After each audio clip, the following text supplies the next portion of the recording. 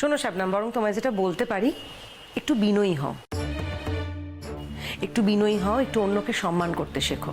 তবে না এতটা অহংকার করো, না হলে করো না। এখানে যাদেরকে নাচতে দেখছো তারা প্রত্যেকে শহরের নামী ডান্স ট্রুপে নাচ করে, নাচ শেখে। আর এই যে আমি নাচছি, হ্যাঁ এখন হয়তো চর্চা নেই, কিন্তু ছোটবেলা থেকে বেশ কিছু বছর কিন্তু নাচ শিখেছি, নাচের সঙ্গে জড়িয়েছিলাম। আর তোমার মতো রঞ্জা পিসির কাছে বাড়িতে নাচ শিখিনি, রীতিমতো নাচের স্কুলে গিয়ে তালিম নিয়েছি। এনিওয়ে, যাকে ভালো মন্দ ইত্যাদি তো আর তুমি বিচার করবে না, তোমার কথাই হবে না। দর্শক আসনে দর্শক থাকবেন সেদিন, তারাই বিচার করবেন। ভালো মন্দের বিচার যখন শবনম করবে না, তেমনি ভালো মন্দের বিচার তো তোরাও করবি না, সেটা তো দর্শক করবে। দর্শকের উপর ছেড়ে দে, তোরা টেনশন নিচ্ছিস কেন? দর্শকরা যাতে স্যাটিসফাইড হয় তার জন্য আমি ওকে রিকোয়েস্ট করেছিলাম নাচ করতে। আর তাছাড়া বসন্ত উৎসব হচ্ছে, নাচ গান হবে, সেখানে শবনম থাকবে না, এটা আমি ভাবতে পারছি না। রাহুল, এত বছর তো শবনম ছিল না, তা সত্ত্বেও তো কালচারাল প্রোগ্রামটা হয়েছে নাকি? ও আচ্ছা আচ্ছা, তুমি হয়তো ততদিনে কমিটি জয়েন করনি, তার জন্য তুমি জানো না, বা হয়তো এটা ভাবতেই পারোনি যে শবনমকে ছাড়া প্রোগ্রামগুলো কি করে হয়ে গেল প্রত্যেক বছর, তাই তো? তখন তো শবনমকে জানতাম না বা চিনতাম না, এখন শবনমকে জানি, আর খুব ভালো করেই জানি। ওর যখন একটা ট্যালেন্ট আছে, সেই ট্যালেন্টকে ব্যবহার করবো না কেন? এক মিনিট রাহুলদা, শুধু একটা মেয়ে ট্যালেন্টেড বলে তুমি ওকে চান্স দিতে চাইছো, নাকি তোমার সাথে ওর ব্যক্তিগত রিলেশন আছে বলে ওকে তার দৌলতে কিছু পাইয়ে দিতে চাইছো? এনাফ জজদা, কি মনে করো তুমি নিজেকে? শোনো, এখানে অনেকেই আছে যাদেরকে তুমি অসম্মান করছো। তোমার যদি এসব কথা বলার থাকে না, তাহলে পাঁচ মাথার মোড়ে দাঁড়িয়ে এই কথাগুলো বলো। শুধু শুধু এখানে কাউকে ছোট করো না। ও এত বড় কথা! বারণ করেছি তোকে, কি প্রবলেম তোর? তোকে হাজারবার বারণ করেছি তুই ওর সঙ্গে মুখ লাগাস না, তুই পারবি না। ছাড় না, ওকে ওর মতো থাকতে দে, তুই তোর মতো থাক। না, যা করছে তাই করতে পারে না, যা ইচ্ছে তাই করতে পারে না সব সময়। সব ব্যাপারে ও মাঝখানে ঢুকে যাবে, আর সেটা আমাদেরকে টলারেট করতে হবে। আমাদের জীবনের সব বিষয়ে ও মাঝখানে ঢুকবে, সেটা আমরা মেনে নেব। যশ, তুই তোর ব্যক্তিগত সম্পর্ক আর ব্যক্তিগত অধিকার বোধটাকে পাবলিকের মধ্যে এনে ফেলছিস, সেটা কি ঠিক করছিস? বরং রোহিণীকে অপমান করছিস, শবনমকে অপমান করছিস, আমাকে অপমান করছিস, আর এখানে যারা আছে তাদের প্রত্যেককে তুই অপমান করছিস। ও দেখো, ওদিকে ওদিকে ওটা মাঝখানের মধ্যে তৈরি হয়ে যাবে। ওইটা না? হ্যাঁ, দেখে দেখে দেখে দেখে ও দেখে হ্যাঁ হ্যাঁ, তুমি সাবধানে এসো ব্যাগটা নিয়ে। বলেছিলাম ঠিকঠাক করে রাখতে জায়গাটাকে। যাকে তোমাকে না শাঁখা সিঁদুর পরে একদম অন্যরকম দেখাচ্ছে, চেনাই যাচ্ছে, মনে হচ্ছে অন্য কারোর সাথে হাঁটছি।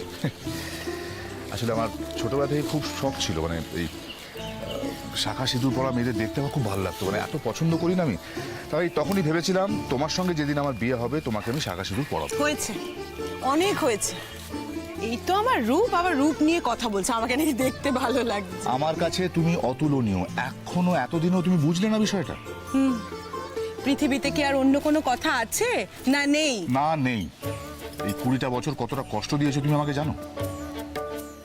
এখন রাস্তায় দাঁড়িয়ে দাঁড়িয়ে এসব কথা বলবে? চলো না, হবেই তো।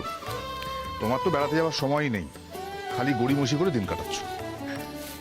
যাবো, সংসারটা আগে একটু গুছিয়ে নি। তুমি তো খালি এত এত জিনিস করেছো, সেগুলো যে সুন্দর করে সাজিয়ে গুছিয়ে রাখতে হবে সেই জ্ঞান আছে তোমার?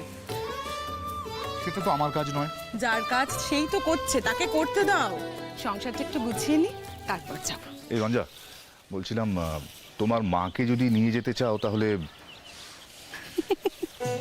আসলে যে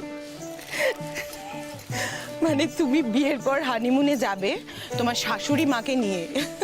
অসাধারণ, অতুলনীয়, জবাব নেই তোমার। আরে বাবা, মানুষটার তো কোনোদিন কোথাও যাওয়া হয়নি, আর এখন আবার আমাকে কাজ ছাড়াই করতে চায় না। রোজ কিন্তু টুকটুক করে একবার দেখা করতে আসে বুড়ি। সেই আমার জীবনের 20টা বছর নষ্ট হওয়ার পর। ওভাবে বলো না প্লিজ। এই 20টা বছর আমাদের দরকার ছিল, আমাদের সেলফ রিয়েলাইজেশনের জন্য এই 20টা বছর প্রয়োজন ছিল আমাদের। হয়তো আমাদের জীবনের 20টা বছর নষ্ট হয়েছে, কিন্তু দেখো না, শেষমেশ আমি তোমাকে ফিরে পেয়েছি, তুমি আমাকে ফিরে পেয়েছো, তাই নয় কি? আর নষ্টই বা কেন বলছি, এই 20টা বছর আমরা কি আলাদা ছিলাম? মানে আমাদের কি মনের মধ্যে কোনো বিচ্ছেদ ছিল?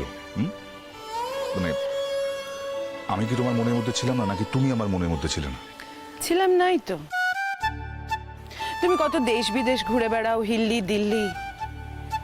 কে কে কখন তোমার মনে ছিল আমি কি থোড়াই না জানতে গেছি। ও, আমার 20 বছরের অপেক্ষার এই দাম দিচ্ছ তুমি?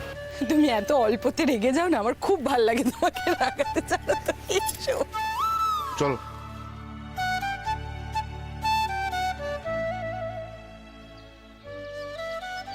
আচ্ছা শোনো না, এই অষ্টমঙ্গলা করতে শ্বশুরবাড়ি যাচ্ছি, এই এক হাঁড়ি মিষ্টি আর ওইটুকু ফল, মন ভরছে না তো। কেন? ব্যাগ ভর্তি তো জামা কাপড় নেওয়া হয়েছে আমাদের বাড়ির 3 জনের জন্য, কাজের লোকেদের জন্যও নেওয়া হয়েছে। আর কি কি নিতে পারতাম বলো তো? না, মানুষটা তো কোথাও কোনোদিন যাওয়া হয়নি। কবে তোমার বাবা মারা গেছেন বলো তো, সেই থেকে একা। আর তারপরে সংসারের বেড়াজালের মধ্যে নিজেকে আটকে রেখেছিলেন, তাই সংসারের মধ্যে থেকে উনি আরো একা হয়ে পড়েছিলেন। কদিনই বা বাঁচবেন বলো? তাই ভাবছিলাম যদি একটু আনন্দ দেওয়া যেত। তাহলে আর হানিমুন বলো না, বলো বেড়াতে যাচ্ছি। কাকামুনি কাকিমাকেও তাহলে নিয়ে যাব। আমার কোনো অসুবিধা নেই, তবে একটা কথা বলি, মানে বলো। এই যে যাওয়ার আগে যদি আমরা দুজন একটা শর্ট ট্রিপ কোথাও যেতে পারতাম।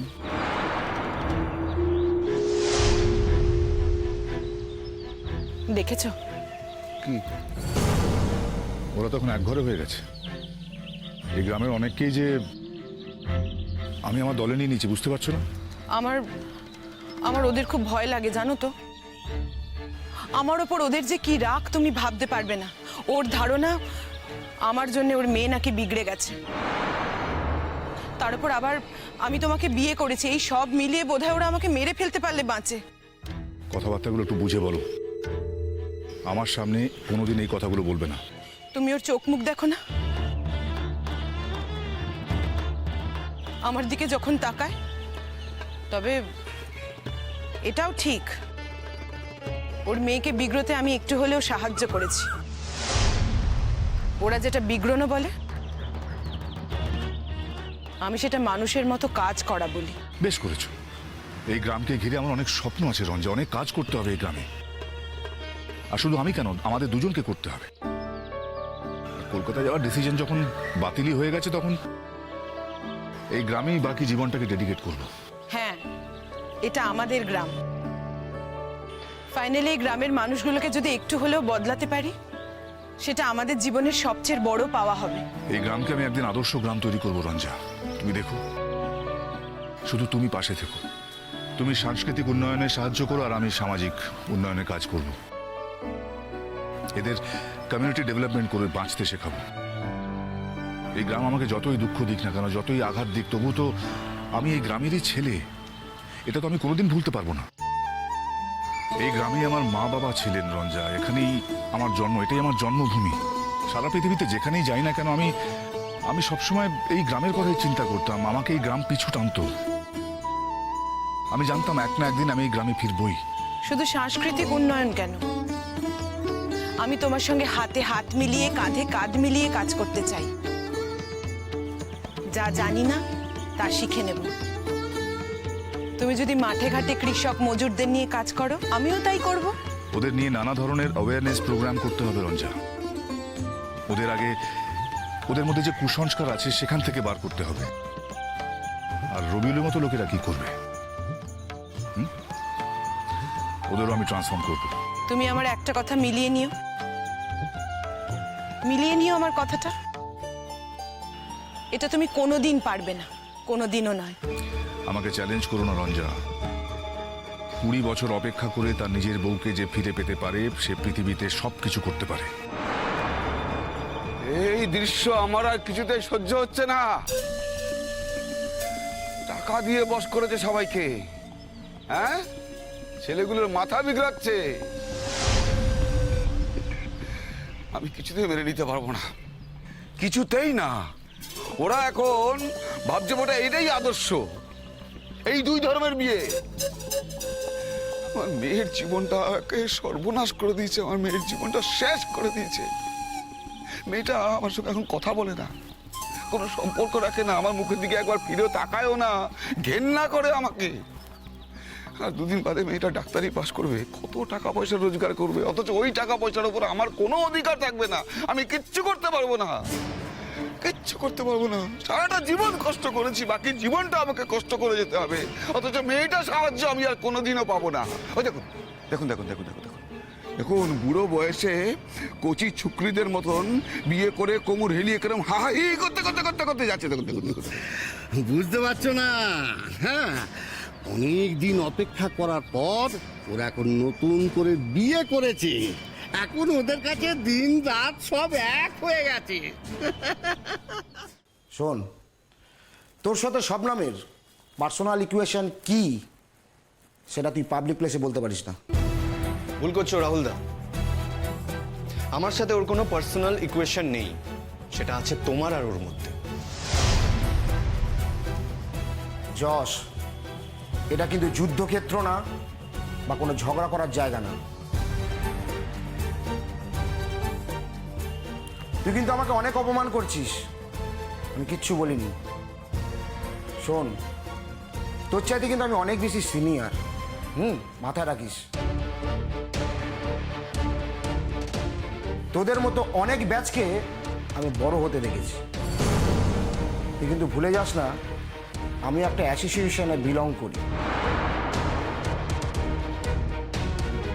আমারও কিন্তু অনেক বন্ধু বান্ধব আছে, তাই মাত্রা ছাড়িয়ে কথা বলিস না, তাই সীমা লঙ্ঘন করিস না।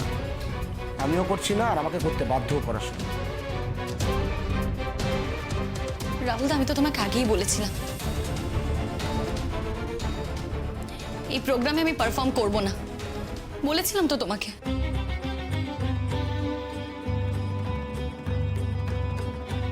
ভুল করেছিলাম শবনম, তোমাকে এখানে আনাটা ঠিক হয়নি। আমি দাদা হিসেবে তোমার কাছে ক্ষমা চাই যে তোমার সম্মান রক্ষা করতে পারলাম না গো। তোমাকে এখানে পারফর্ম করতে হবে না, তবে হ্যাঁ, এখানে একটা কম্পিটিশন হয় সোলো পারফরমেন্সে, সেখানে আমি তোমার নামটা দেবো, দেখি আমাকে কে আটকায়।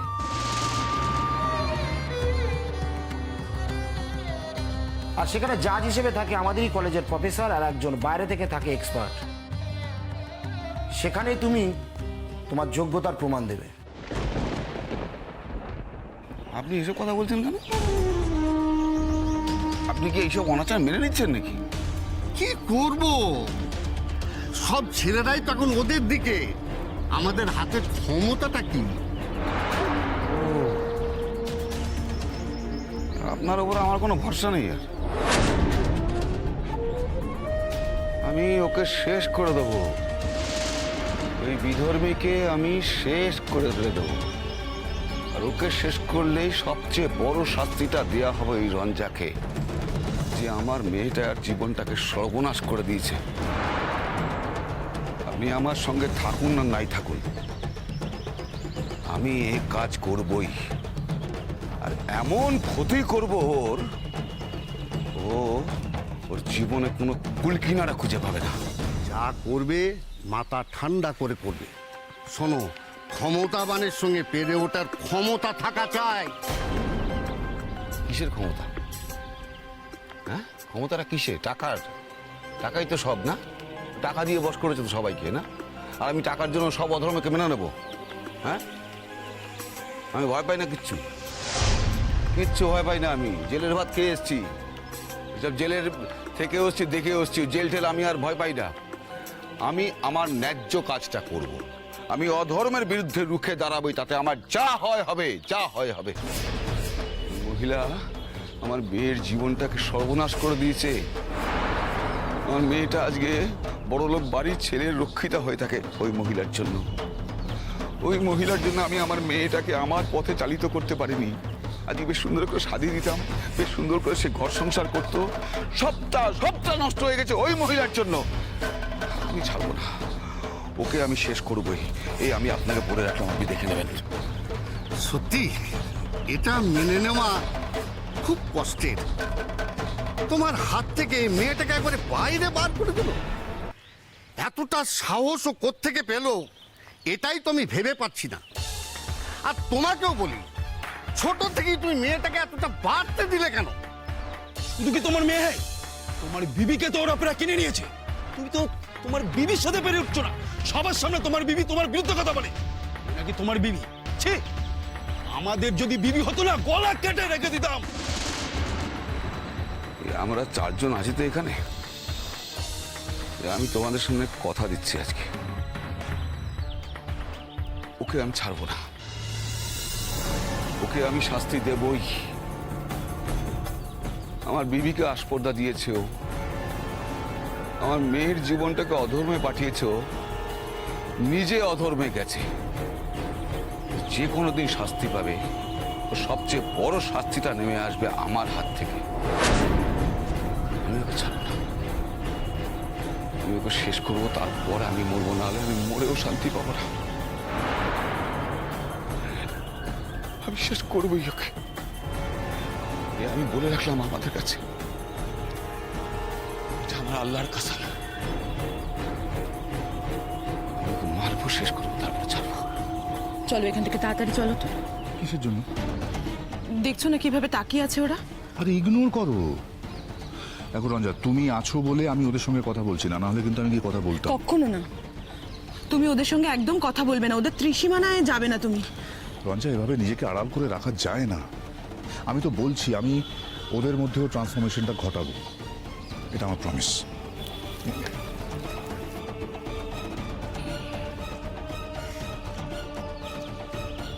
চল। এই দেখুন দেখুন দেখুন দেখুন দেখুন দেখুন দেখুন দেখুন গ্রামের রাস্তায় দিনের বেলায় আমরা এখানে দাঁড়িয়ে আছি, দেখতে পেলো সকলের সামনে রাস্তা দিয়ে লোক যাচ্ছে, যখন তখন তার মধ্যে দেখুন কিরকম ভাবে জড়িয়ে ধরে নিয়ে চলে গেল। দেখুন দেখুন দেখুন দেখুন দেখুন দেখুন পুরনো প্রেম নতুন করে আবার রূপ পেয়েছে। এখন ঘরে বাইরে লোকজন এসব কি আর ওদের কোনো হিসেব থাকছে? হিসেব তো আমি রাখবো। হিসেব রাখাটাই তো আমার একমাত্র কাজ এখন। হিসেবটা তো বোঝানোই আমার একমাত্র কাজ। এটাই আমার একমাত্র শপথ।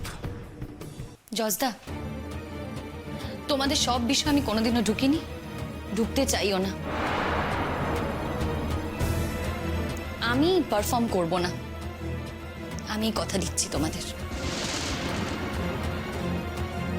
করার কোনো জায়গা নেই, করার কোনো সুযোগই নেই, কারণ এই প্রোগ্রামটাতে লিড সিঙ্গার যশ এবং লিড ডান্সার আমি, সেটা বহু আগে অলরেডি ফাইনালাইজড হয়ে গেছে, সিলেক্টেড হয়ে গেছে। এবার আমরা একটা দারুণ প্রোগ্রাম দেখতে পাবো। শোন না রোহিণী, আমি একটা কথা বলবো, তুই রাখবি? দেখ, তুই কিন্তু ওই যে সোলো পারফরমেন্স যেটা হয় না, ওটাতেও নাম দিবি। দেখ, এটা তো একটা ইন্টার কলেজ কম্পিটিশন হয়, অন্য কলেজের ছেলে মেয়েরা এখানে পার্টিসিপেট করে। তবে আমার বিশ্বাস যে এবছর আমাদের কলেজে উইনোভার করবে, আর তুই জিতবি। রোহিণী আমাদের জন্য শিল্ড এনে দেবেই দেবে। আর একটা কথা, এতদিন আমি কালচারাল কনভেনার ছিলাম, আজ আমি অফিসিয়ালি রিজাইন করছি।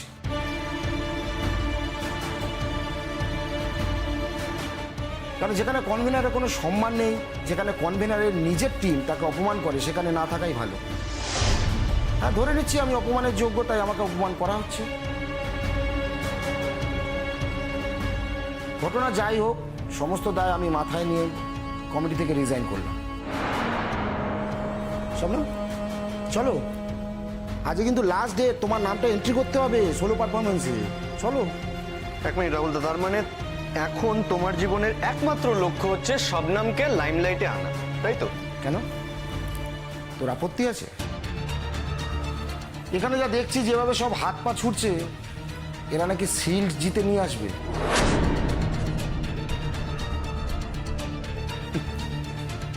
অথচ যে সত্যিকারের ভালো নাচে তার পাশে কেউ নেই।